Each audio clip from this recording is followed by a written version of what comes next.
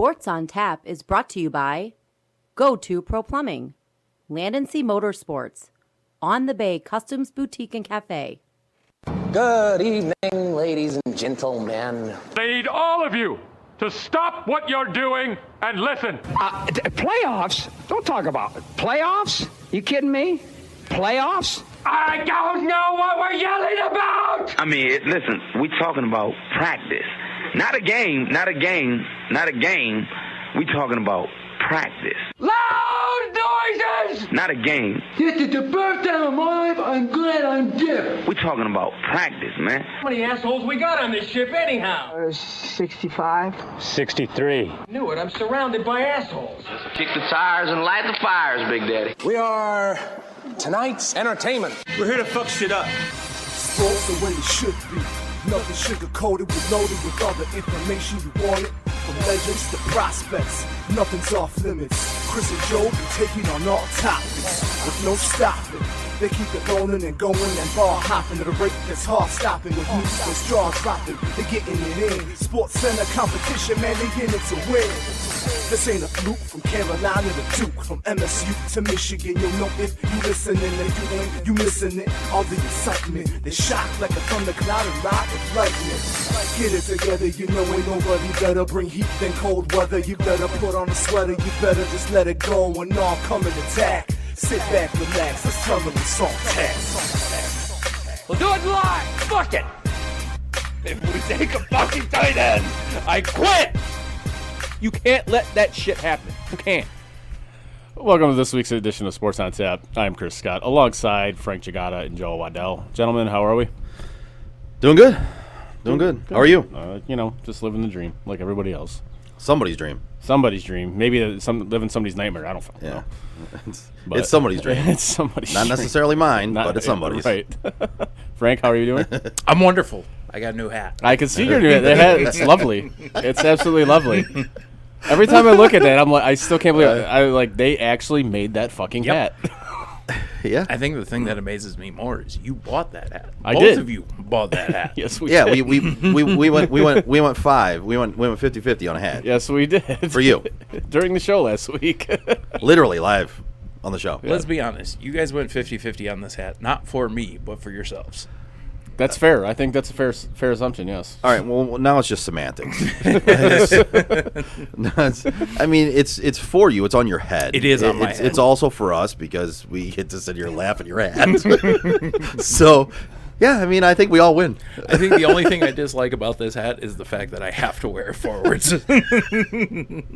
Only on the show. Oh, yeah. Yeah, thank God, because you will never see this thing forward on my head outside of here. We even told you that you could leave it here and just wear it for the show. I actually may do that for a while. That's just fine. so I don't forget to wear it to the show. Yeah. Yeah. I see you forgot the sticker under the brim, though, too. No, I left that one. Oh, you left that one? That's the NFL sticker. Oh. Yeah, I'm not going to leave all the fucking snapback shit and all that on there. I think that's fair. But the NFL sticker, the NHL sticker, You're a loser. I leave those.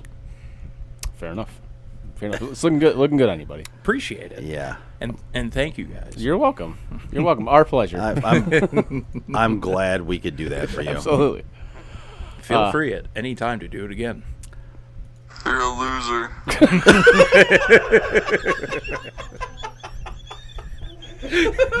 Nicely done. That was fun. That was perfect.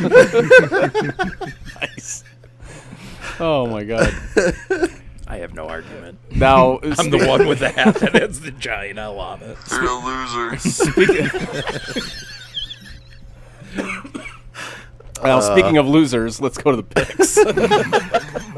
If you've had plumbing problems, you're definitely not alone. The next time you have an issue, there's only one place to call. Go To Pro Plumbing. They're a local family-owned company with 15 years of experience. Based in Centerline, they serve the Metro Detroit area, keeping your pipes clean and flowing with fair prices and happy customers. They're open 7 days a week for all your plumbing needs. The knowledgeable and experienced staff will keep you informed of their progress every step of the way to make your experience as smooth as possible. Call Go To Pro Plumbing today at 586-250-2881. That's 586-250-2881. Go To Pro Plumbing. When your pipes won't flow, call the pro.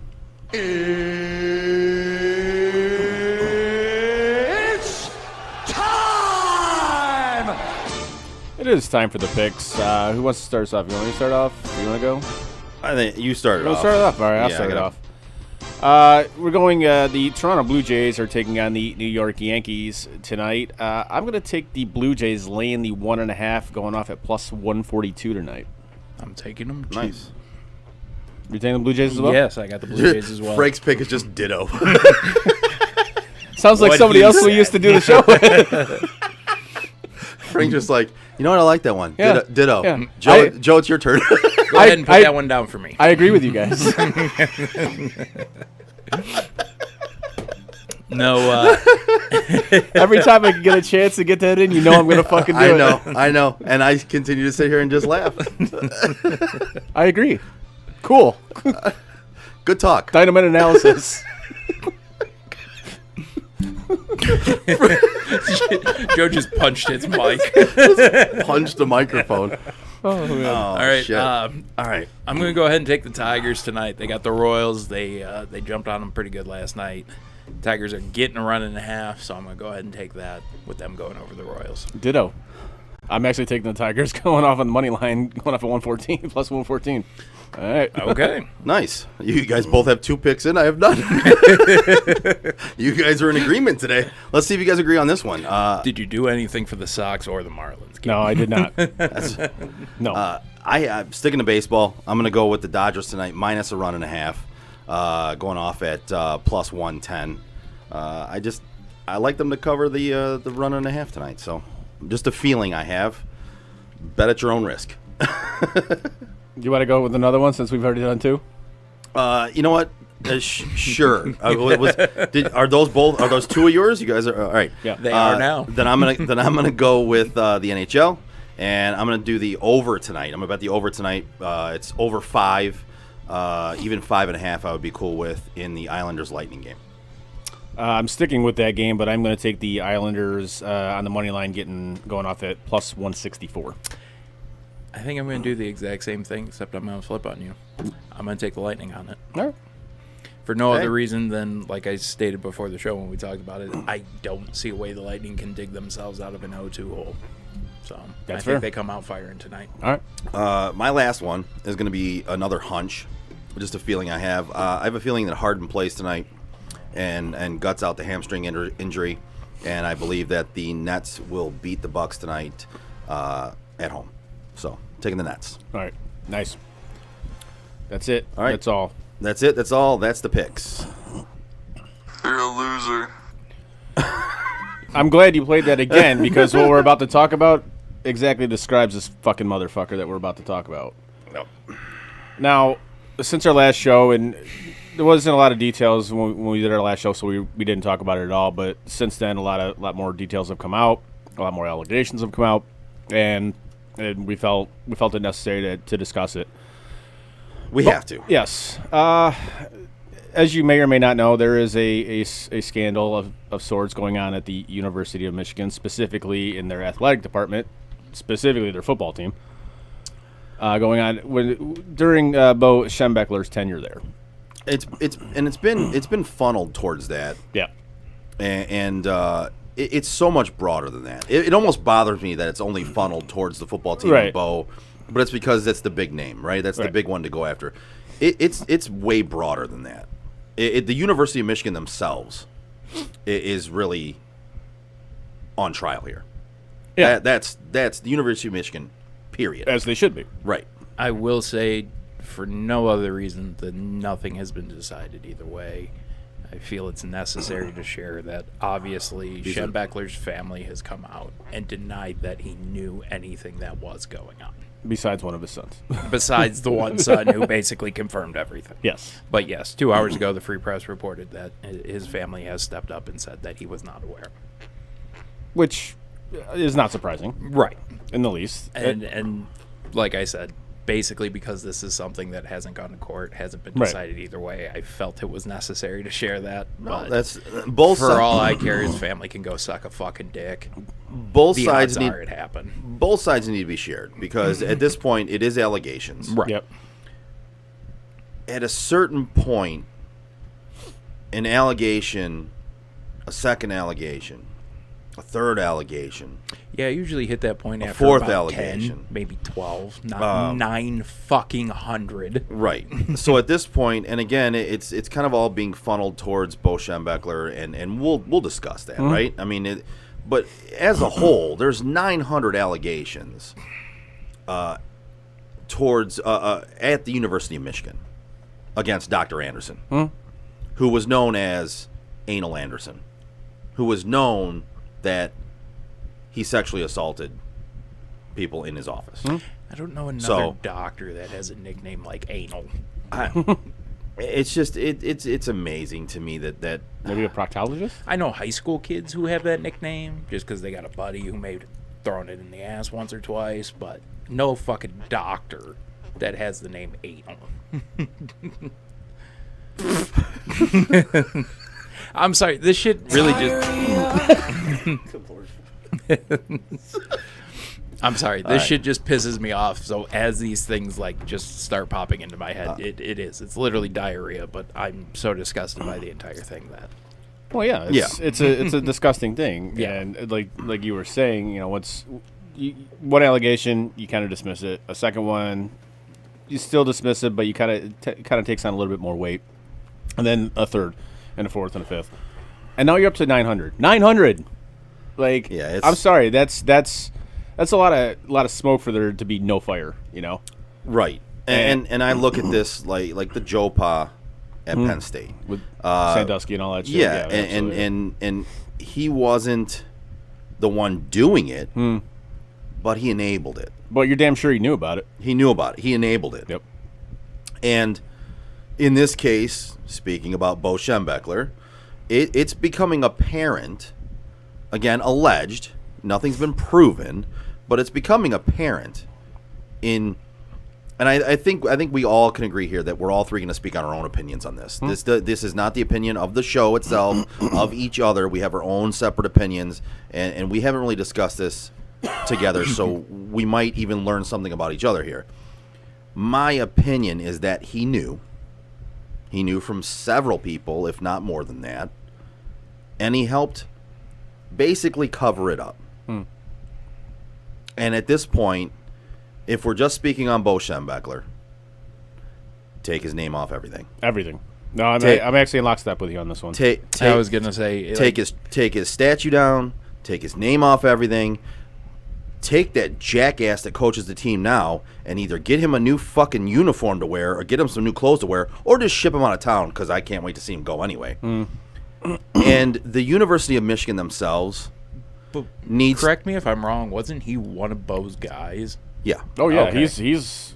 So I he's think already the conversation needs to start with him at this point. Well, he's spoken out about the Bo Schembechler that he knew would not cover something like this up. He couldn't have known this, and the color commentator. Jim Brandstatter. Jim Brandstatter came out and said basically the exact same thing. And now they're starting to petition online to, it's like, dude. Yeah, and I'm sure the Larry Nassar that fucking Tom Izzo knew was the exact same story. Right. It's one of those things where at this point the University of Michigan themselves, and I'm not just going to talk about athletics here because this is broader than that. The University of Michigan themselves needs to come out and stop saying stop releasing these shitty statements of we're aware of the allegations. Mr. Anderson retired in 2003. He died in 2008. It doesn't matter when he retired. It doesn't matter when he died. These things happened on your watch. Mm-hmm. These things are heinous. They're inexcusable, and they happened on your watch. And you covered it up or turned your face and looked the other way. Now do the right thing by these people who are victims. Yeah, I mean, you have to at this point, and you always see these.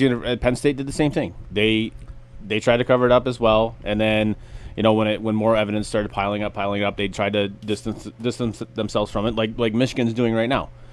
Just fucking own it, own this shit. This happened. I'm sorry. There's too much stuff there to say that this didn't happen. It fucking happened. And say, guilty or innocent until proven guilty. No, I think there's enough stuff there that we can safely say that this took place. Yes, and what bothers me the most about this is, so there's a lot of talk about Bo Schembechler and what he knew and how much he knew. Okay, we're never really gonna know from his side, right? Because he's dead, right? And Dr. Anderson's dead. But what needs to happen here is Dr. Anderson was at the university up until 2003. So where are other coaches that were under Bo Schembechler, that were after Bo Schembechler, that were in other sports on campus, that coached other sports? Where are they? The ones who are alive, can we talk to them? Can we get to the bottom of who knew what? Because the Bo Schembechler thing is really going to go nowhere other than they need to take down the statue. They need to take his name off of everything because it's apparent he knew things. Where are these other people to answer for this? Other people need to answer. Lloyd Carr needs to answer. Yep. But Gary Moeller needs to answer. Sorry, I didn't mean to interrupt you. Oh, no, you're fine. But other coaches in other sports, track and field, swimming, diving, they need to answer. I was going to say fucking Red Kelly was there forever. Who's Red Kelly? Wasn't Red Kelly the coach? Talking about Red Berenson. Red Berenson. There we go. Sorry, Red Kelly was the Wings defenseman. Who's Red Kelly? It's the only two dudes who've ever been named Red. But no. Fox. I knew you were going to find another one just to fucking make me look stupid. But no, Red Berenson was there for how long did he coach? Like 30 years. Yeah. Oh.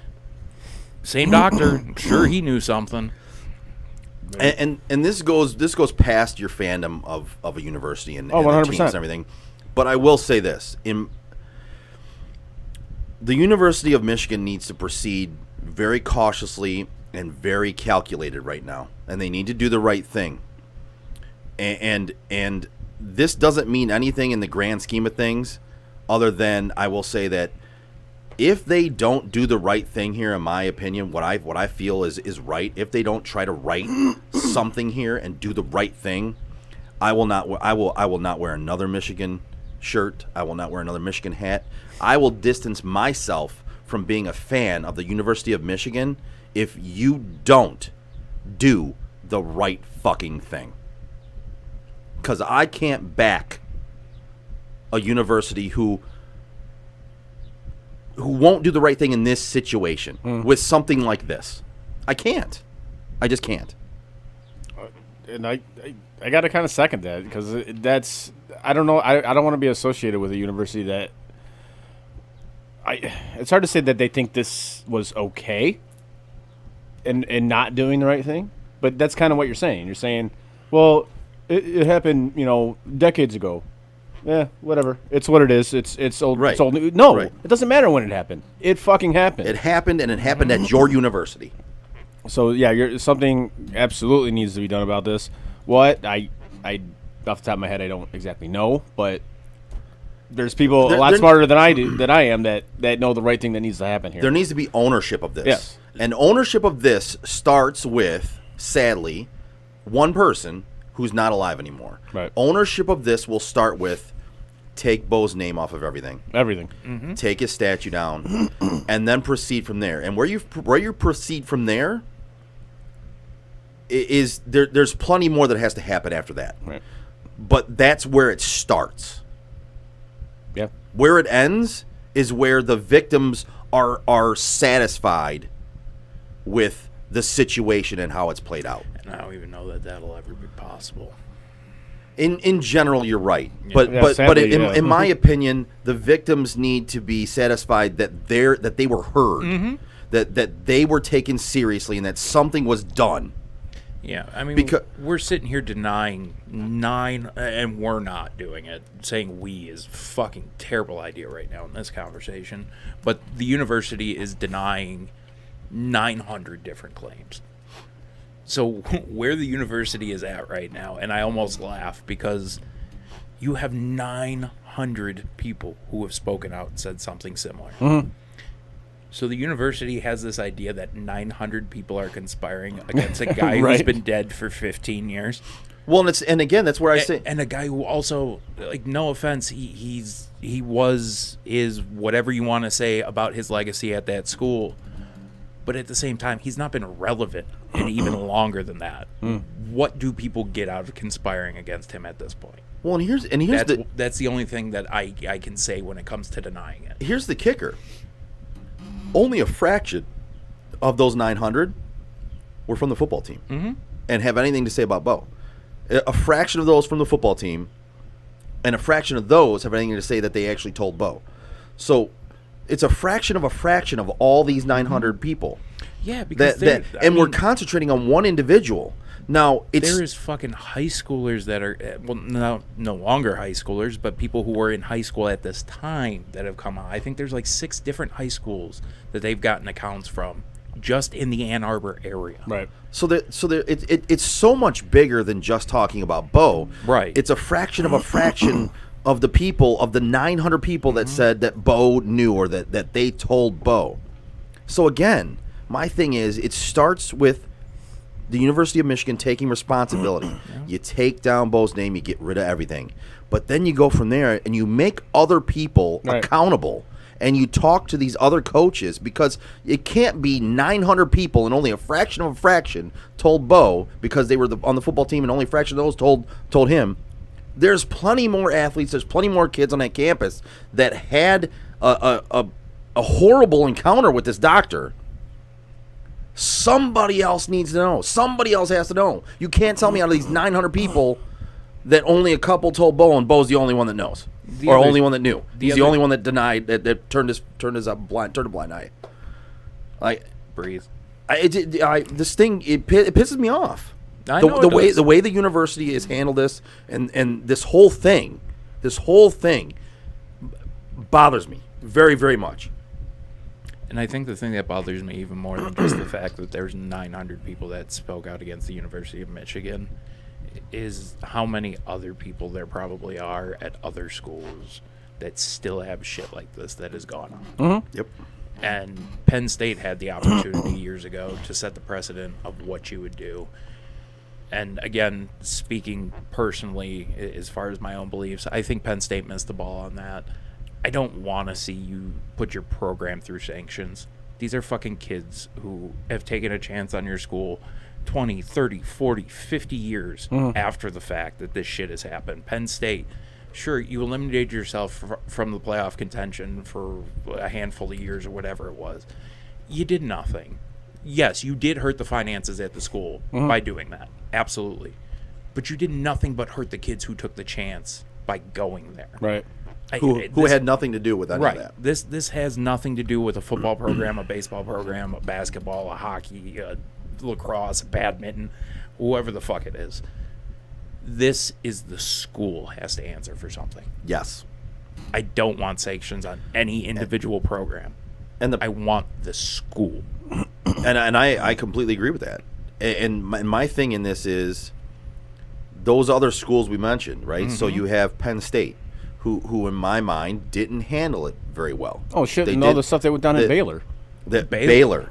So Michigan State, even with the Larry Nassar stuff, they didn't handle that situation well. They didn't do anything about it. If the University of Michigan can look at how these other schools handled these situations, and look at them and go, well, we don't want to handle it like that. We're the leaders and best. Right. Don't give me like this fucking Like if that's the case, it's time to step up. This and fucking prove it. Exactly. This is where you prove that you are quote unquote the leaders and best. Yes. Prove that you are better than all of these other schools who have totally missed the boat on doing anything of any fucking relevance. Who have when it comes fumbled to this topic. Yeah, the schools who have fumbled, doing the right thing and doing it the right way. Look at what they did, and look at where they messed up, and decide not to do that. Be who you say you are. Yes. Simple as that. Be who you say you are, or you claim to be. And then we can move forward and figure it out. Where we are at that point. Yep. But and you think about it, most of the people who are probably responsible in this situation are either no longer there or no longer around. Right. Like I'm not asking for blood out of this. I don't think anybody's asking for everything you can get out of it. I think they're just asking for I'm going to say sports, but universities in general, just companies with power, I guess might be a better way to word this. They're just asking for those people to finally acknowledge the fact that the power has been abused. Yeah. And you go to like any major university with like a major college football program. I'm sorry, the head coach of that program is the de facto athletic director, president. They are. It's just flat out because they make the money. That's where the money comes through. So he was arguably the most powerful man at Michigan during that time. So that's why this is all centered around Bo Schembechler. And with the power his name carried, exactly. Like he was also probably one of the more powerful people after he had retired. Fair enough. Which is hard to argue against that. So that obviously that's why this is centered around him. But you're right; it goes deeper than Bo. 100%, it goes so deeper much than deeper, Bo.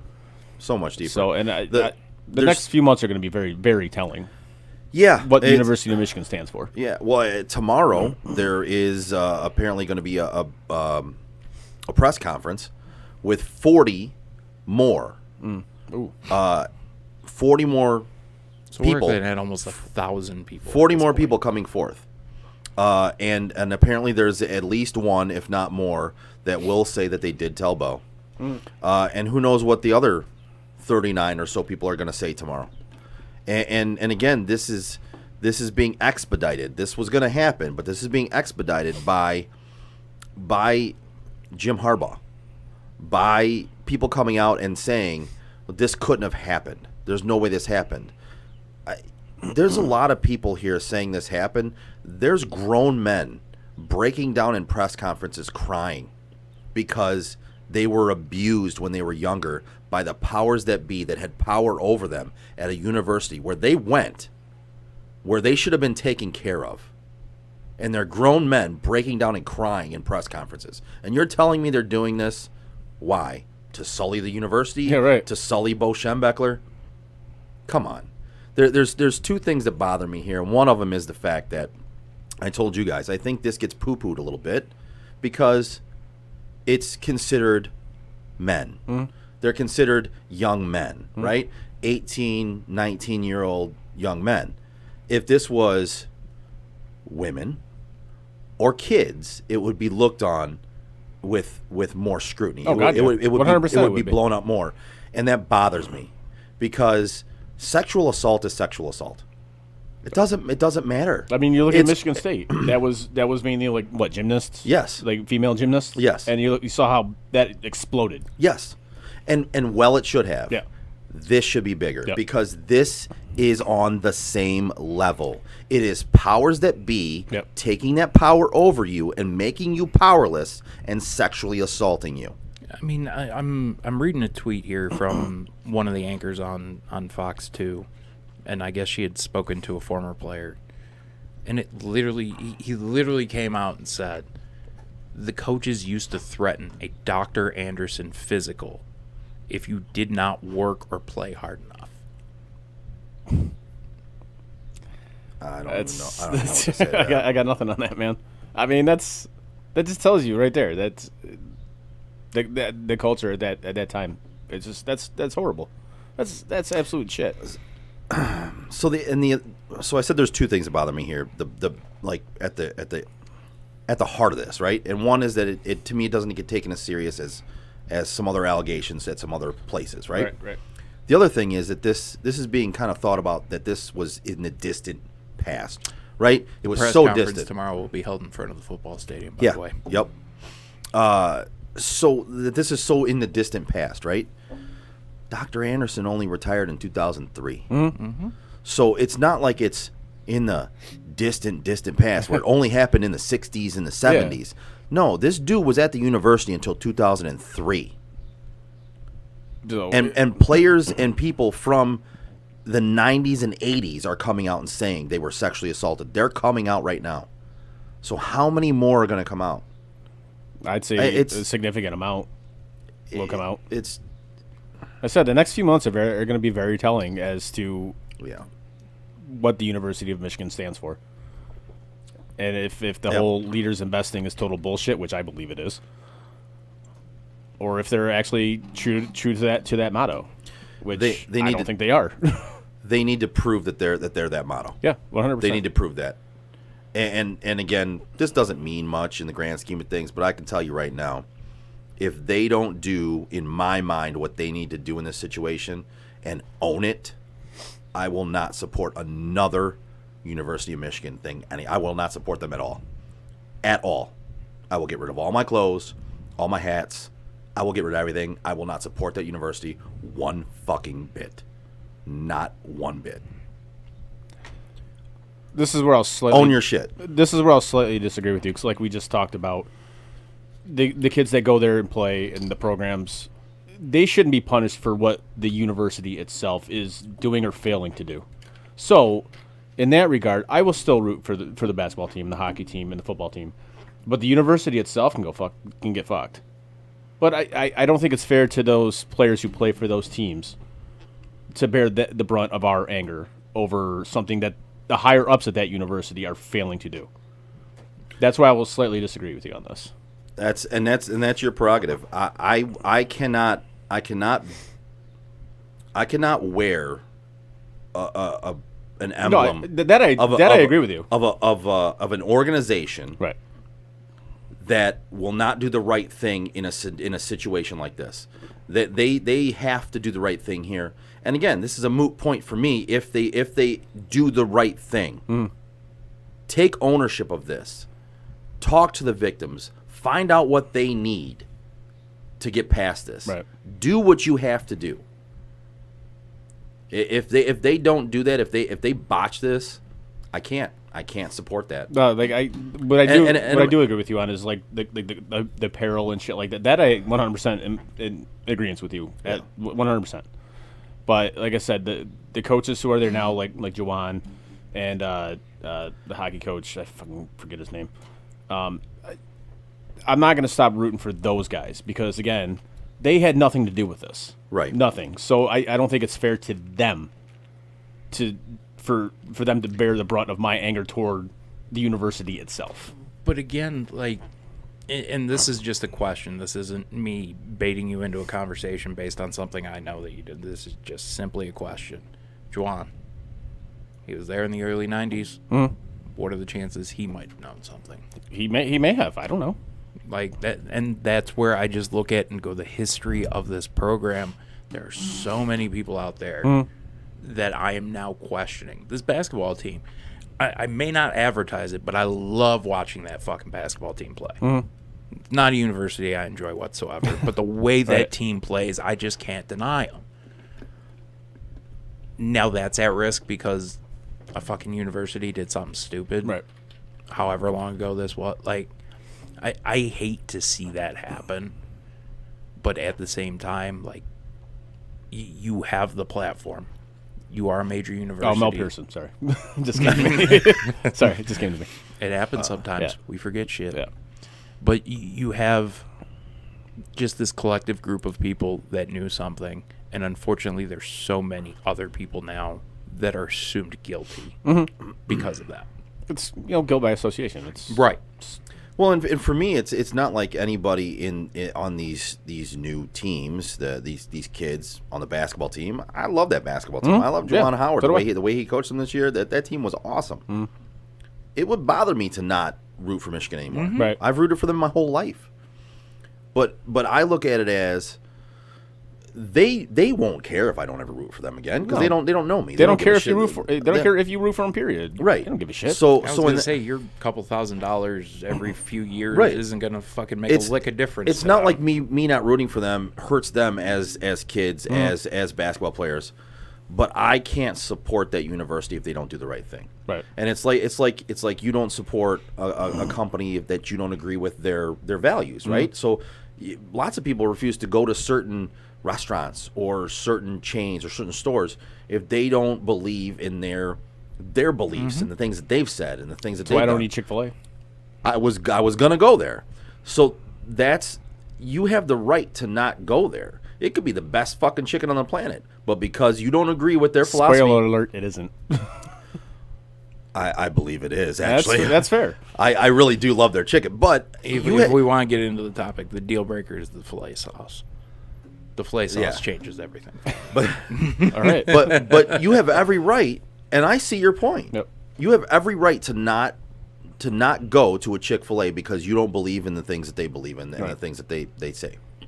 So that's your right. Do they care whether you don't root for them or whether you don't go to their restaurants? They don't give two shits. No. Right? Fucking but new you one's have gonna that right have a line to all the way down to not Hall support Road. them. Oh, you're right. I do. You know? So that's to me, that's my philosophy here is I can't support an organization, a university who doesn't do the right thing.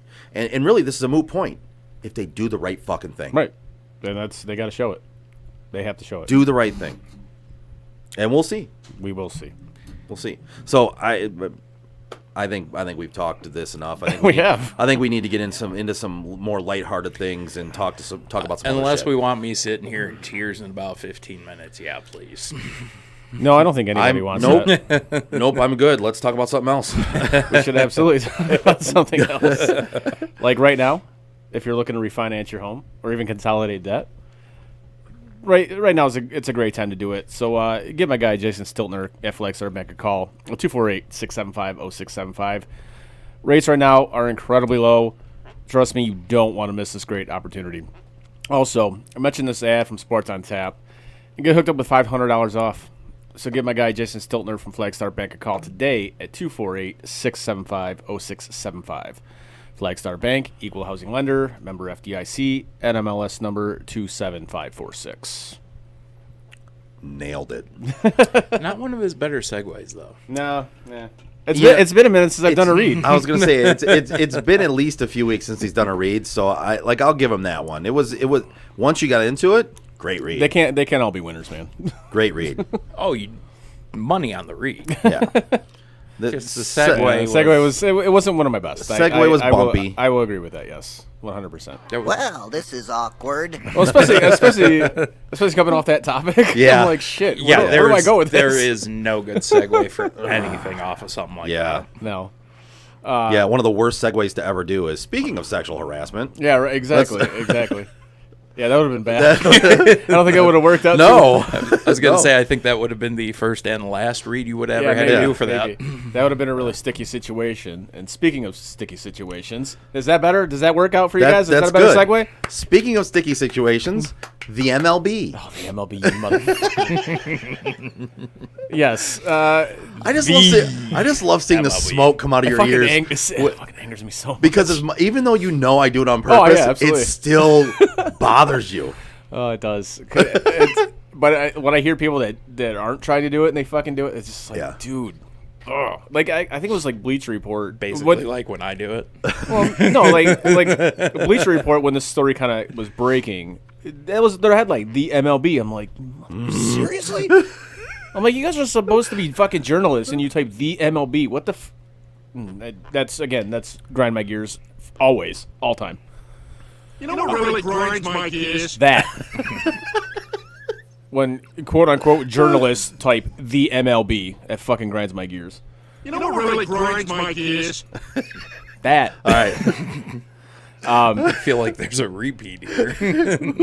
Just keep doing this all day. Right. He's just going to keep saying that. You're a loser. Thank you. So the MLB has an issue with pitchers. They are using what's called spider tack on their pitching hands, which in turn, kind of judging by the name, it gives you a little bit better grip on the ball, so you can control it better. You have more spin rate, velocity, all that nonsense. It's supposed to be like a new and improved pine tar. Exactly, and there's different forms of this stuff. There's stuff called spider tack. I was reading an article yesterday where this guy would mix two different kinds of pine tar together and add, I forgot what it was. I want to say it was like sunscreen or something like that. Yeah, he'd add something else to it, and he distributed it to other players. And then there's the one where you use rosin and you use sunscreen, and it gets your hands all tacky and stuff like that. And okay, we talked about this before the show, and I was kind of on the fence on this, and I still am, to be honest. I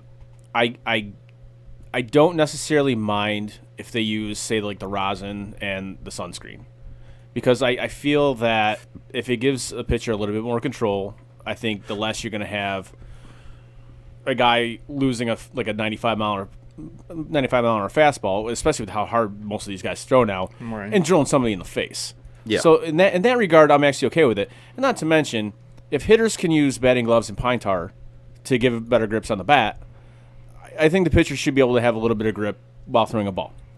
Now, this other stuff that they've come up with, like the spider tack and all this stuff, that I'm very, I don't want to say against, but I'm more leery of, because you've seen some of the pitches that have come along in the past couple of years. These things are moving like freaking wiffle balls, man. Yeah. And it's a ball shouldn't. I'm sorry, you throw a ball 95 plus miles an hour, it shouldn't move like that. Yeah. That's crazy. When I'm watching a baseball game, the number one way that I'm like glued into something is when I see the pitcher grab the brim of his hat. Right. You know, and then he goes for the ball. I'm like, okay, we're about to see something. Here. Right. What is it going to be? I don't know. Well, and how many times do you see that? And then you also see this weird brown spot on the hat, and you're like, Right. are you even trying to cover up the fact? Remember you're trying Kenny to- Rogers? Oh, the yeah, old yeah. Tigers During the World- pitcher? yeah, during the World Series. It literally looked like he had wiped his ass with his fucking bare Right. hand. Yeah. So, like I said, when it comes to this, I guess, new stuff, I guess, for lack of a better term, the spider tack stuff, that like I said, I don't want to say I'm totally against it, but I can do without it, I suppose. I don't see it necessary. You also have to factor in these batters' approaches at the plate now. They're horrendous. They're absolutely horrendous. So always uppercut swings, this swinging this for a launch home angle run. bullshit, whatever. I was going to say, nobody goes for a fucking base hit. No, anymore. but honestly, with how pitchers are, mind you, when this started to come out in the past like month or so, strikeouts have been down. Yep. Home runs have been up. Yep. And you're starting to see Batting averages up. Right. Now, I don't want to say this is all because they've started quote unquote cracking down on the stuff that these pitchers are using. And it's getting warmer outside, so baseballs, they go farther and things like that. And the hitters are finally catching up to the pitchers because It also helps when you start using the balls again. If they've done that, but that's another issue that Pete Alonso from the Mets brought up, and I actually kind of agree with this, that they've been juicing baseballs. The MLB has been juicing baseballs based on free agent classes. Oh yeah, interesting. Yeah, and the more he talked about it, the more I'm like, that actually kind of makes sense. Like it 100% made sense to me. Yeah, Mike Trout's coming out. You don't need to juice baseball because this guy's gonna fucking hit the shit out of it. Right, exactly. So like if they do you do it on the flip side? If they see like a huge free agent class coming out, they dumb down the ball so numbers go down, right, and they don't have to pay as much. It made total sense to me. I'm like, yeah, I could absolutely see that happening. It's intriguing. But yeah, you're starting to see numbers hit, like offensive numbers go up with this crackdown on the stuff that these pitchers are using. What bothers me is now if you get caught in a game using this, you know what your penalty is? 10-game suspension. 10-game suspension, paid. You're getting a fucking vacation. You're getting a slap on the wrist. Wait, it's paid? Uh-huh. That's stupid. 100. Like you get 10 games suspended, paid. So basically, I'm gonna hit 50 and just try to be a fucking baseball pitcher and be like, oh, got shit on my hand, 10-game suspension. So wait a second. So as a pitcher, you can get 10 days off, which basically you only miss 2 starts. 2 starts. Yep. And you get paid for it. Yep. That's your punishment. That's fucking stupid. And this is why Rob Manfred now, in my opinion, is the worst commissioner in sports. Well, so I'll give you my thoughts on this, and it goes like this: there should be some regulated way, yes, that pitchers can grip the ball a little better. And like this is what I said. Like if you want to go with the sunscreen and the rosin, I'm cool with that. There should be, but Major League Baseball, the MLB, needs to regulate that. Yeah. Come up with a substance. Come up with the certain substances that they can use. Yep. Decide on it, and go from there, and make it regulated. These other substances then are punishable, but they should be punishable by suspension and not getting paid. Oh, absolutely. And after a second suspension, it's more games and not getting paid. But still. the union will fight that tooth and nail. Well, you know what? And that's one of the most powerful It's unions like when on you the planet. got an in-house suspension in fucking high school. Right. Cool, great. I don't have to go to school. Great. No, an in-house. Oh, in-house, yeah. An in-house was basically you go to school, you just are suspended. even though you're not suspended, but you are. This is I'm- essentially I prefer- what I feel is the equivalent to that. I preferred the in my own house suspension. Yeah, right. I liked That's what I'm those. saying. If I'm going to get suspended, let me go home. If I'm going to get suspended for cheating, send them home. Don't pay them for it. Now, if you really want to like actually legitimately crack down on this, I agree with you. Go a regulated way to do this, that they can have some tackiness on their fingers. But you know what? Not only do you suspend the player and not pay him, you fine the organization. That should happen too. And owners, once they start having to pay a shitload of money out of pocket because their players are fucking cheating, you guarantee that shit'll stop. Yeah, once the owners start losing money, I also think it's the only way you're going to actually get accountability. 100%. This is how you do this. Like you can't suspend a guy for 10 games and fucking pay him. It doesn't make any sense. No, let the guy do it 2 or 3 times. Let the owner get pissed, and then all of a sudden he gets fucking traded overnight. Right, or just flat out released. Right. Yeah. And now we're talking about a guy who could be one of the better pitchers in the game, who's a free agent out of nowhere, but is so-and-so going to take a chance on him because he's a fucking cheater. And they probably wouldn't have to pay that contract because I'm sure there's a clause in there that if you get caught cheating, we don't have to fucking pay you. Yeah. I mean, back in the day when we had steroids going on like crazy, if the pitchers wanted to use this shit, hey, level the playing field. And I mean, the pitchers use steroids too. Yeah, give you guys a boost, give them a boost. Whatever is legal for batters to do should be legal for pitchers to do. Whatever is legal for pitchers to do should be legal for batters. If pine tar is legal, make it legal. If spider tack is not, make it illegal. And this is why I was on the fence about this because, like I said, batters can use pine tar and they can use batting gloves to get grip on the bat. Yeah. So pitchers should absolutely be able to have something that gives them a little bit of tack, to hold on to the ball. What do you do with like Ohtani's situation where he does both? I don't know. Does he got to go wash his hands before he bats? I guess. No, he's got to go wash his hands after he bats because if he's going to pitch. Yeah. So if he gets pine tar in his hands while he bats, then he can't have it on his hands while he pitches. So. But he's wearing batting gloves. But what if he decides not to? Has he done that yet? I don't know. I didn't even know he wore batting. I've legitimately never watched the guy play. Oh, he's good. I've heard great things about him, but I've never sat down and been like, "Oh, the Angels are on. Right. Oh, he's pitching." Yeah, the Angels are definitely like the team you just kind of forget about. Even though Right. Mike Trout plays for them, you're like, oh yeah, the Angels, all right. Trout's also kind of overrated, but I disagree with you on that. But all right, I completely disagree with that one. I think he's an incredible player. I just don't think he's as great as people make him seem. Okay. That's another topic for another day. I was going to say, I think he's overall the best Major League Baseball player on the planet right now. It's hard to disagree with that, but Frank does, so that's fine. But he's also a Bryce Harper guy. Oh, he's a Mookie guy. Well, Mookie, yeah. He's a Mookie guy. Mookie. But Mookie is a great overall player, too. I don't disagree so with that. I can't hate on him. Absolutely. But I can hate on Bryce Harper, who literally just swings for the fences and really doesn't do much else. He's got a beautiful head of hair too. Right. But getting back to this, it's just touche. I just don't understand what this guy Rob Manfred is trying to do to the game. Like I don't understand it. And if this helps get offense back in the game, cool. Because games now and we've talked about this a few times, over the past 39 shows that we've done. This is number 40. We kind of hit a little bit of a milestone, so thought I'd throw that in there. 40. This is 40. This is 40. Just a humble brag. A little bit, yeah.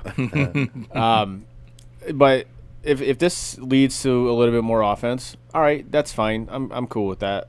It just if you're gonna fucking do this, do it right and say, all right, this is what you can and can't use. And from what I read today, starting I think the 21st of this month, that they are regulating it. Like you can use this, but if you use anything other than this, you will be suspended. Yeah, so baseball has informed people that on a certain date they're going to actually start enforcing rules. Yeah, Okay. They did. It starts on Monday, which is the 21st, by the way. So if you want to cheat on Sunday, you're good. Go for it. Yeah. Okay. If you want to cheat from now until Sunday, get it out of the way. Do your thing. I appreciate when they give you the heads up. Right. Like, hey, the rules are changing again. And obviously, even though they didn't. Major League Baseball, people have cheated in Major League Baseball for over 140 years. They just have. I was going to say, has there ever been a point where people weren't cheating in baseball? Like, that's the one sport where I think it's fairly easy to cheat. If you aren't cheating, you aren't exactly. trying. But when it's this like kind of this egregious, it's like, all right, man, we might want to tone it down a little bit. Yeah, it's the ones that go over and above for me that really get it. You know, like with the Astros, what they did, and in this situation where you're basically, it looks like you just stuck your hand up an elephant's butthole before you throw the pitch. Your hand is that brown. Like, all right, we gotta nip this in the bud a little bit and actually bring it back down. No and pun again, intended.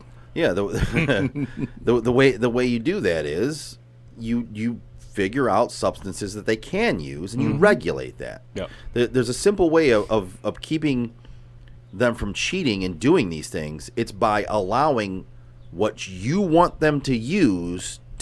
So the problem is they want better control over the ball. And better control of the ball isn't just for pitchers. It's for hitters too. Like you said, hitters won't risk being nailed in the face with a 95, 94 mile an hour fastball, which has happened.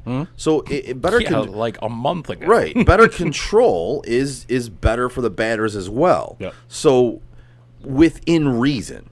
Yeah. And within reason means you figure out what substances you will allow them to use, you regulate that, you ban the rest of them, and then you come down hard on them if they use those banned substances. Not a glorified vacation. Right. Because that's exactly what it is. If you get suspended, it's a glorified vacation in the middle of a baseball season, which I guarantee you any one of these motherfuckers would be like, yeah, okay. I get 10 days off? Great. Right. They'd be like, cool. See you guys. Yeah, I'm going to see you guys in 10 days. Yeah, I'm going to Mexico. I'm going to the Caribbean, wherever you want to go. I'm taking my family on a vacation. Exactly. So that punishment is kind of a joke. Oh, you can't even call it a punishment. No. That'd be like my work telling me I didn't do my job well, and they were going to give me 10 days off paid. All right. Okay, after that 10 days, I'm going to come back and do my job not well again. Right. Exactly. So, do I get 20 days after that paid? Because I'm gonna keep not doing my job well. I was going to say, my work does it in 3 days, and people use it and abuse it like fucking they're just days off. They're like, oh, if I shut the line down, I get 3 days off. And then they'll do it so they can get 3 days off when they got fucking denied those days. Yeah. Like, if you don't think the exact same mentality is going to take place in Major League Baseball, like, yeah, that's exactly what's about to happen. Oh, yeah. Yeah, they have to make the punishment significantly more stringent than a glorified vacation. Stop trying to punish people with fucking perks. Rewards. Yeah, right. Exactly. That's why I'm kind of curious to see where this leads in the coming months. You know, and like right now, obviously it's a small sample size. What you're seeing with the offensive numbers going up when this was first kind of brought about. So I'm curious to see how it goes out throughout the summer. Obviously, the numbers are going to be higher because they just are in the summer. It's the fact of the matter. Right. With or without the spider tax stuff, they are. But I'm curious to see how much they go up. You know, I'm curious to see if strikeouts go down. Right. That's the one I'm very curious about, to see if strikeouts go down. Well, let's see if the no hitters and things start to calm down a little bit. That's another one. That's another big one. So it is kind of funny that we had 4 in 4 days, and now all of a sudden they're tightening down on this. Weird. Yep. Weird how that worked. But what a coinky dink. I mean, the story I was reading about this yesterday, where this kind of all, started. I don't know if it necessarily started with this guy. It started with Troy Percival, who used to pitch for the Tigers. Yep. And he came up with this concoction, and then one of the Angels clubhouse attendants who'd been working for them for years, he kind of took that concoction and made it a little bit better, I guess. And there's text message records of him with some of the biggest pitchers in the game, like Garrett Cole and Adam Wainwright and Verlander and guys like that. Scherzer, yeah, absolutely. That these guys were absolutely using this stuff. So so you kind of look at those guys when they were winning like Cy Youngs and MVPs and things like that, and you're just like, should he put an asterisk next to it, or is this legitimate? Yeah, so you weren't using steroids, but you were still using a substance you weren't supposed to be using. Yeah. I don't know, and the fact is, like, MLB knew about this. They absolutely fucking knew about this. This is the same as they knew about steroids. Oh, absolutely. They fucking used it to their benefit. They absolutely did, and this is why I maintain that those guys should be in the Hall of Fame. 100% agree. Yeah, but they use this to their benefit too, and that's what the MLB has done. I don't even think you meant to do it that time. No, I think you just did it. No, I did, because I was looking to see if you were going to actually... Because there's times where you don't react to it, and it really kind of bothers me that you don't react to it. So I make sure to give you jabs on that one just to get the reaction now. Fair enough. Jesus. Oh, Listen, it's my own fun, okay? It's my own game I've come up with. I just try and get the reaction from you, and I try and add it to my conversation as if I don't mean to say it. Right. And then I just glance over to see if you're going to roll your eyes or steam's going to come out of your ears. No, it's all in good fun. You know, I do the same thing with you. You know, I'm all about. Sometimes I'll just say something stupid and just look at Joe, wait for him to break. That's what I love. Whenever that does happen, I just love staring at you, just going. And most times you probably see me look back at you and then look at Joe and just wait for Joe to break. I was going to say, most times I break. That's one of my favorite things to do. Just stare at Frank and just be like... Nothing will make me laugh as we're talking more than you just dead facing. You just going dead face when Frank says something. And it's funny because it is dead face, but there's like this little bit of telepathy that goes on. Because I know in his head he's looking at me going, you're really fucking saying this right now. You are really saying this right now. Oh, this is happening. This is absolutely happening. And sometimes he does it just to be a dick too, because he. Absolutely, 100%. Yeah, absolutely. So even if he actually liked what you were saying, sometimes he'll just do it. And I can't. For some reason, I can't hold my laughter in. I just when I look over and he's just dead facing you. I was gonna say it's also kind of unfair to you though, because we both know how to get you to pop. Yeah, I laugh at a lot of shit. That's true. Well, something that should be laughed at is the U.S. Open is coming this week. Yes. And if you may have heard this, in previous weeks that Brooks Koepka and for the first 2 rounds of the U.S. Open this week, and they failed to do so. Now, I kind of get why they didn't do it, because they're hoping that they can, match them up on Sunday. Hopefully they're both toward the top of the leaderboard. But you got to pair them up in the first 2 rounds. People who don't even watch golf, like you, Joe, you're not a big golf guy, but you would fucking watch that. Now I follow it enough. Yeah. Right? But I don't sit down to watch golf very much. I just don't enjoy sitting down to watch golf very much. If it's the final day on a Sunday and it's a close contest, I'll tune in then. But for the most part, I don't sit down and watch golf. Right.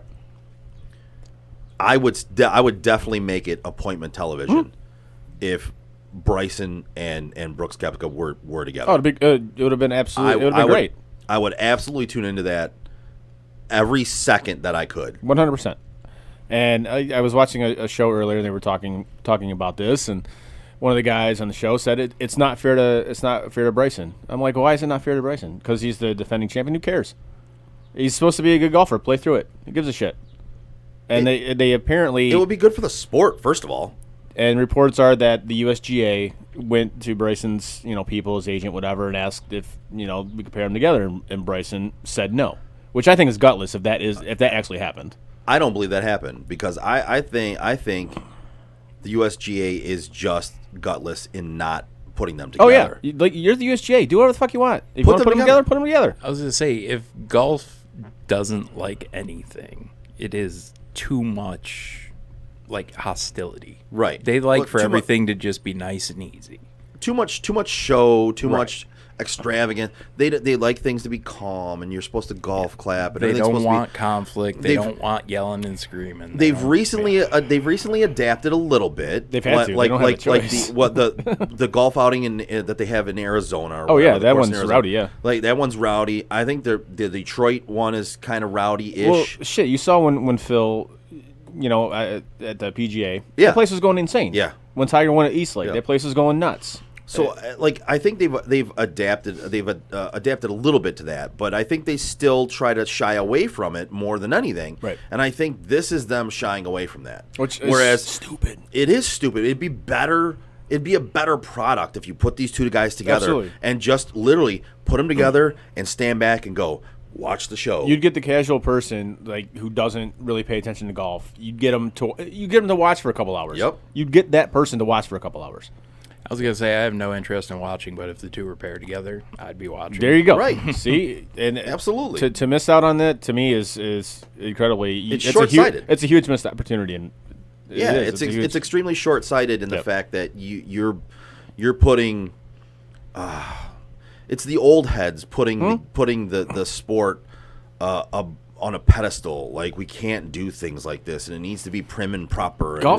We're golfers. We don't do that. We're golfers. We don't do that. Yeah. Golf is a completely different sport now, to where like younger people are starting to get into the sport because of what Tiger did, and then now you're starting to get guys like Dustin Johnson and McIlroy and guys like that are young guys that are good and that can bomb the ball off the tee.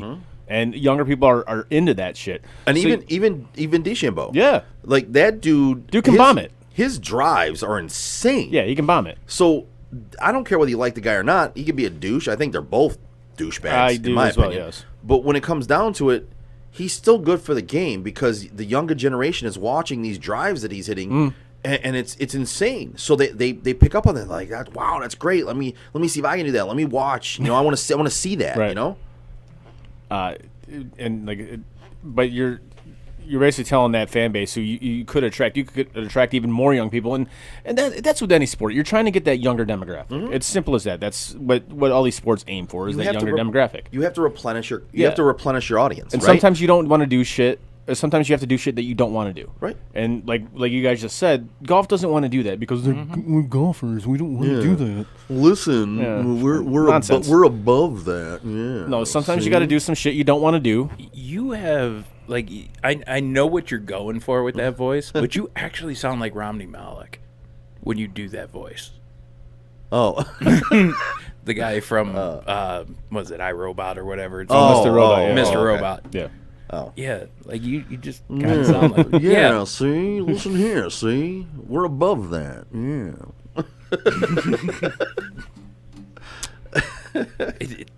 Again, something that popped into my head as it was going on. Chris is giving you the dead face look. But here's the thing. We're above that. It sets up perfectly. Yeah. Because Chris is actually getting called out right now on the Twitch comment stream. Oh. By Lady Friend. Oh. Because apparently he gives her that look as well. Oh, 100%. All the time. 100%. Absolutely. Well, listen, I will admit that I have gotten that look a few times myself. So I get it like 4 times a show. You do, yeah. Sometimes more than others. Some shows more than others. Some shows the look doesn't stop.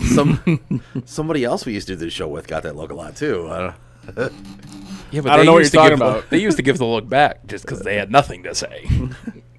I agree. It's a good point. Ding, ding, ding. Like that was it, too. I agree. Great. Moving on. All right. Good talk. Yeah, cool. We're gonna Thanks for your contribution. We're gonna now we got to look up our own stats. Yeah, damn it. That sucks. Yeah. Yeah, I think they're missing a huge opportunity here. And I mean, don't get me wrong, I'm still going to watch it because I'm a golf fan and I will absolutely watch it. And it's a major, so it's arguably the hardest one to win. So I will absolutely watch it, but it just sucks because that would have been appointment television, 100%. Yes, absolutely. But whatever, they're going to miss out. It's what it is. So yeah.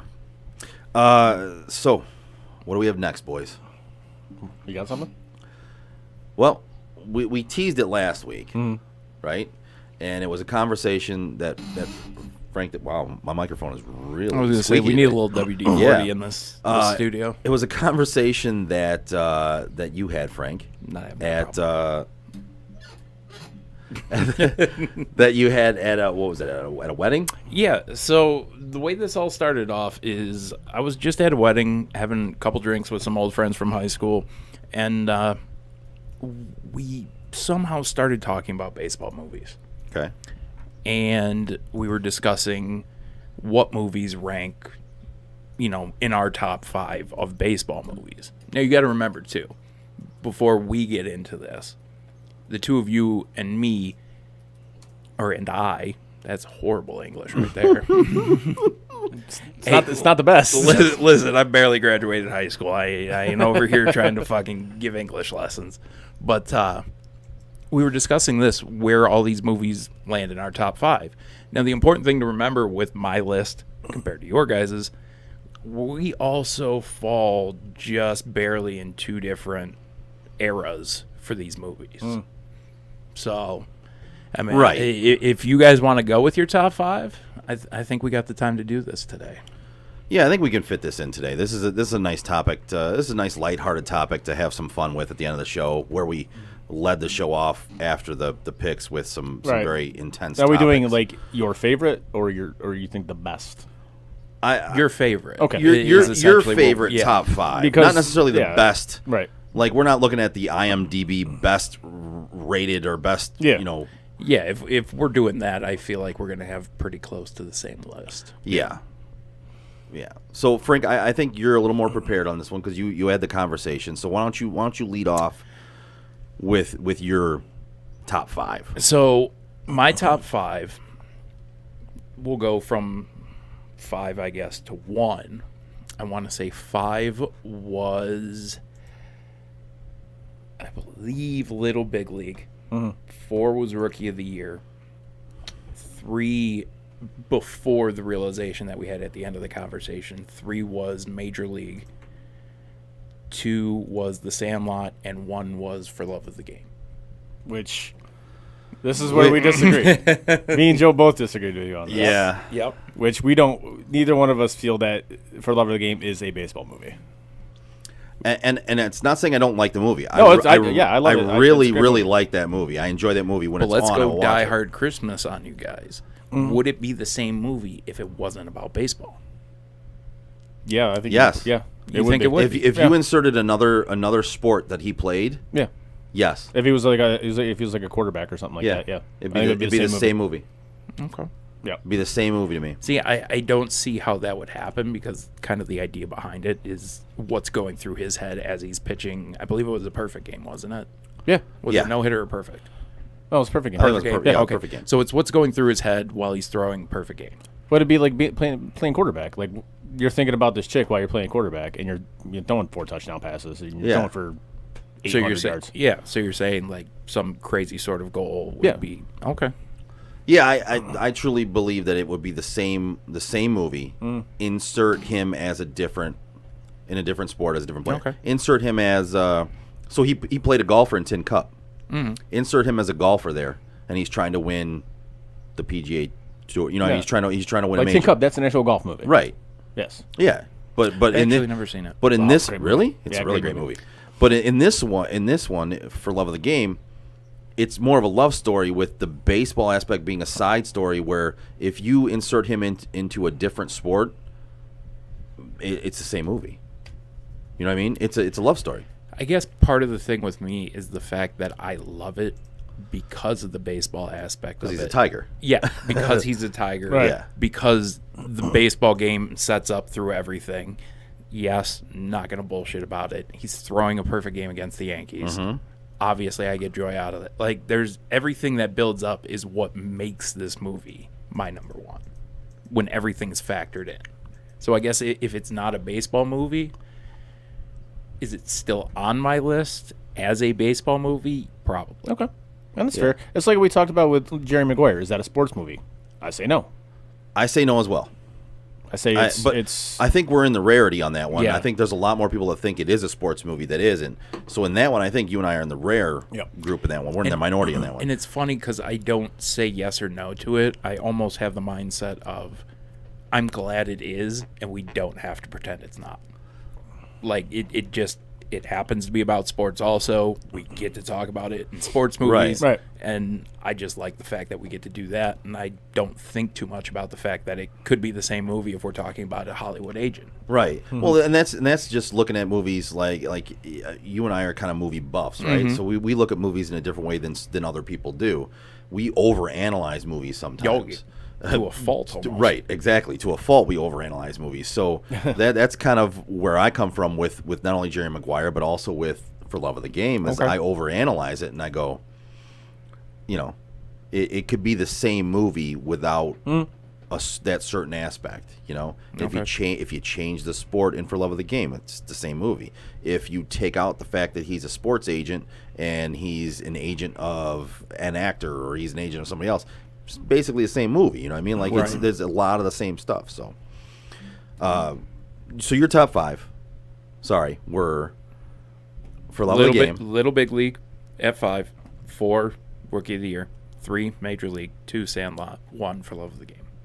Okay. Yeah. I do think some generational. Oh yeah, but that's why I also led with that. Yeah, I do agree with you on that one. Because I think being the oldest person here, but Chris, you're close in age to me. You're younger than both of us. I was going to say I'm 34, so I'm just a little bit younger than you guys. Yeah, and I'm 42. So you and I are closer in age than I am with you. So I think generational aspects come into play here. Right. Mine is number 5 would be oh shit, I forgot the name of it. Sorry, that's how good it Natural. is. Sorry, The Natural is number 5. Number 4 would be Moneyball. Number 3 is Field of Dreams. Number 2 is Bull Durham, and number 1 is Major League. Okay. So and this is tough because there's a lot of baseball movies I really do enjoy. Mm-hmm. Yeah, same here. So I'm gonna start with 1. And it's what kind of made everything more fun because there are so many baseball. We could sit here and do it for hockey movies. We're probably gonna have, if we did a top 7, we're gonna have the exact same 7 movies. Yeah, maybe different order, but definitely top 7. Yeah, I think I'm gonna start back. I'm gonna go from 1 to 5 for me. So I think 1 for me is Major League. Okay. I absolutely love that movie. 2 for me is Bull Durham. Can't get enough of that movie either. Like if those movies are on, I'm turning them on. I actually I had a baseball game this past weekend, and I asked their pitcher, I was like, "You breathing out of the right eyelids? What's wrong with you?" You know. I love those movies. Like I can watch those over and over again. 3 for me would be Field of Dreams. And that can be argued that it's not necessarily a baseball movie because it does incorporate baseball, but it's not really about playing baseball as much as it is about certain other aspects. But I do love that movie, and I'm considering it a baseball movie. I'm not going to argue with you. I think it's the title of the movie is well, I know, Field of Dreams. But it's been argued because it's not really fully about playing baseball. You know what I mean? It's about building a field. It's about a lot of other things. About reconnecting with his dad as opposed to just the field as a way to get there. If you change that into him making a football field out in the cornfields, it's kind of the same movie, right? But I just love that movie. So that one's for 3 for me. Moneyball would be 4. That for me is a guilty pleasure. I love that movie like I do Draft Day. Oh, Draft Day. You know what I mean? Like I can sit down and I can put those movies on and I can just enjoy listening to them. I will say Draft Day would only be my number 2 football movie. There would be one about it. And then I think what is it? What my favorite football movie would be? The Replacements. That's fair. Yeah. Falco. 5 for me is tough because I'm trying to decide between The Sandlot and A League of Their Own. But I think I got to swing with Sandlot. I think I got to go with Sandlot. So A League of Their Own is the movie that kind of fucked up all of our lists, though. So we were discussing it, and we all kind of realized at the same moment, A League of Their Own is kind of like everybody's secret top 5 baseball movie. Like everybody, for some reason, just enjoys that movie. It's a good movie. Yeah, that's a very good movie. So the fact that was, I'd probably put that number 6. Honestly. Yeah, and for me, obviously, I just said I was trying to decide between 2. So for me, it would fall 6 as well because it just Sandlot kind of outweighs it a little bit. But it's such a great movie. I was having a hard time deciding between the 2. Yeah, it feels weird to say, but the Madonna movie would really be number 6 on my list. Yeah, and there's another one that falls real close to that. It's The Natural. You know, I love that movie as well. So for me, that would be close with A League of Their Own for coming in 6th or 7th. Like 61. Like 61. I love that. That's a very good movie as well. Like 42 is great. Both of you guys got Moneyball on your list. Moneyball would definitely be on the top 10 for me. I think that's a fantastic movie. Like, there are so many baseball movies. Field of Dreams, Bull Durham, both are absolute classics. But as far as those two go, I just missed that boat by probably 2 or 3 years. Yeah. That movie wasn't a movie that I don't know what year it came out, but it's not like my generation's movie. It's a legend to my generation. Like Mr. Baseball, I fucking love that movie. I mean, another one underrated, 8 Men Out. Yeah, I enjoy 8 Men Out. It's a great movie. This is actually like a real. It's based off of a true story. Like this happened. Two movies I absolutely love, but they would not touch my list. One, and we discussed this when we first brought it up, Fever Pitch. No, it's great movie, but you take baseball out of it, and it's still just a love story. Mm-hmm. Yep. The other one, and it's a baseball movie, it just wouldn't crack my top 5, Mr. 3000. Bernie Mac. Absolutely love that movie. It's such a piece of shit, but I absolutely love it. Yeah. Like, Trouble with the Curve or Summer Catch or stuff like that. It's just like, dude. Summer Catch was okay. Jessica Biel was pretty good in that movie. Solid, no doubt. Just about to say that. Summer Catch was good for other reasons. Yeah. And Freddie Prinze Jr. is... I enjoy watching Freddie Prinze Jr. Okay. Guilty pleasure actor? No, I wouldn't say guilty pleasure. He's just somebody that when he pops up in a movie, I'm like, oh, I forgot he did that. Like, he's just one of those actors that went away at the appropriate time. Yeah. So I never had a moment where I hated him. Like Bad News Bears. That's another one too. Great movie. Are we talking the original or the remake? No, the original. No, it's the remake. Fuck out of here with that remake bullshit. Billy Bob Thornton. Come on, man. Walter Matthau for life. Agreed. But yeah, so I mean, we got some pretty good lists here, and obviously this isn't like the best baseball movie because there's no such thing as the best baseball movie. There just isn't. Well, it's all about personal, personal preference, right? I mean, you enjoy what you enjoy, and you have your own list. It's everybody out there listening has their own list, and they're gonna agree or disagree with us. And it's even hard to it's hard to make a top 5 list because there's a lot of good baseball movies out there. Yeah, I think we should do this topic again, only as football movies or something. Like that?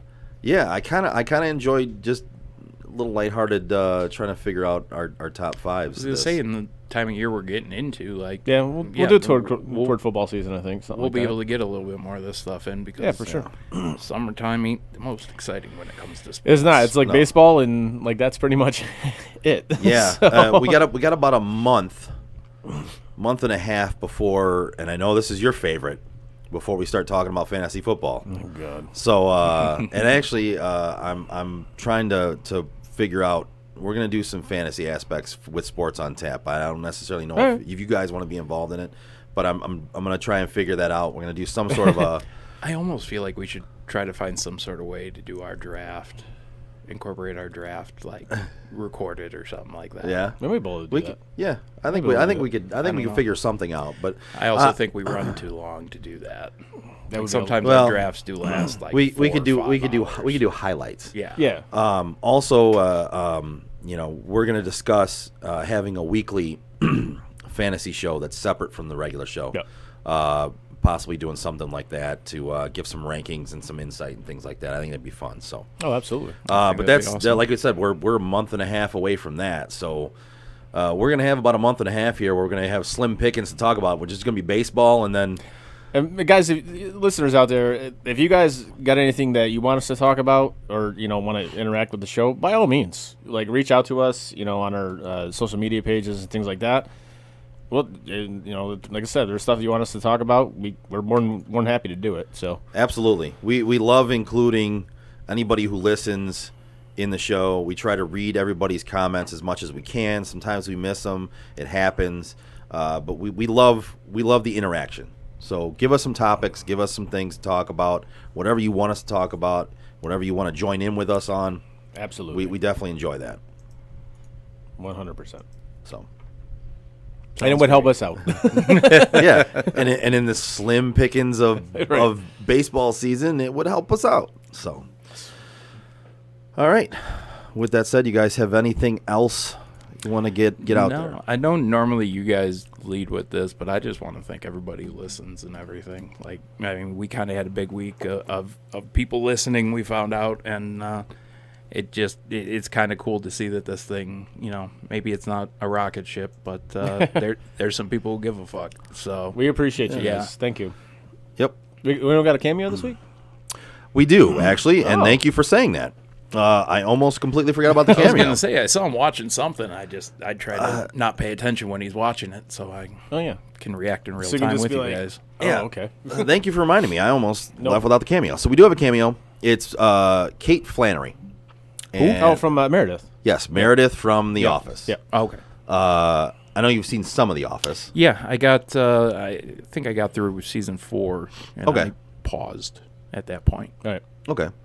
So if you've seen The Office, you know who Meredith is, and this is Kate Flannery, who played Meredith on The Office, and here you go. Hey, Biffy. It's Kate Flannery, Meredith from The Office. Hey, happy birthday. Biffy, I'm so sorry about your name.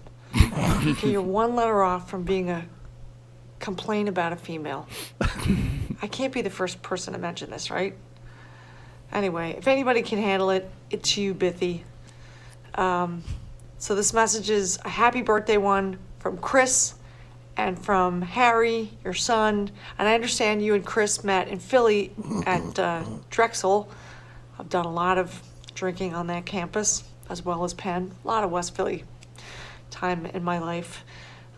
Thank you for watching The Office. Thank you for listening to The Office, ladies. I'm on sometimes, less is more. Just saying. Okay, so right now I want to present you with a very special birthday Dundee. Sorry, that's a bottle of booze. Dundee. What the fuck is happening here? I don't know if you're still in Philly, but hopefully for your birthday you're having a little Yingling and some tasty cakes. Yeah, Yingling. Watching some action news. But talk classy, but don't act nasty. And don't get dressed up. Maybe it's casual day. Okay, Biffy, here's a little tune just for you. Happy birthday. Sing along if you know the words. Oh, she's going to sing?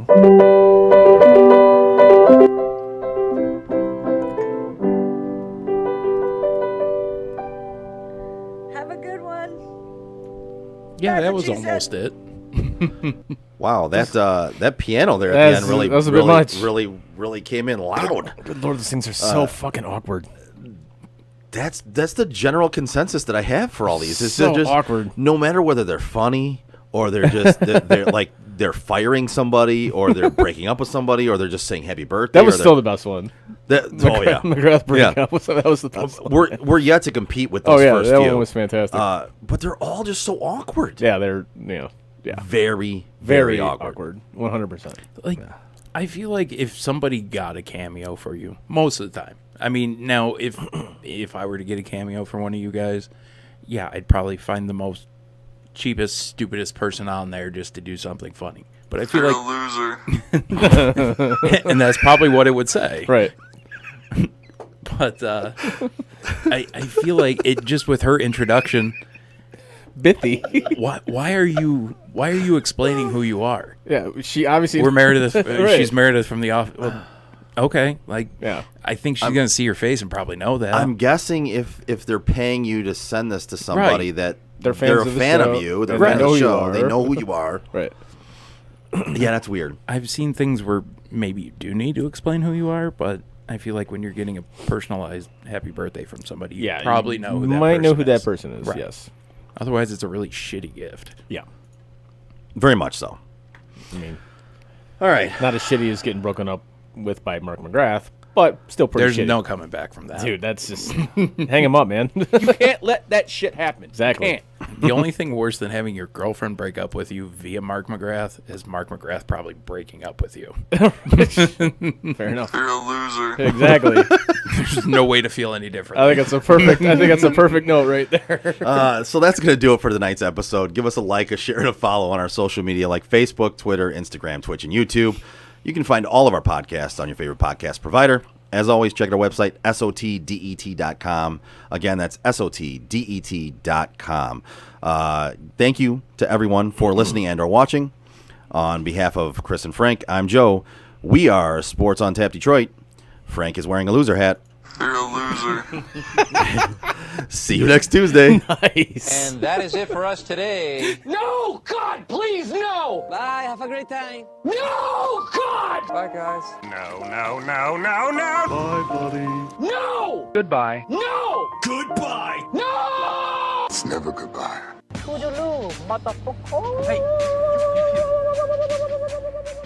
know, we've been through our ups and been through our downs.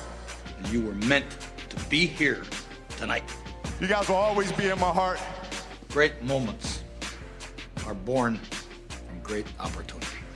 I think the most important part is that we all stay together throughout. Don't give up. Don't ever give up. Live. Fight like hell. The best thing I have ever done, the best thing I will ever do, is be a dad. God, I love you guys. Mamba out.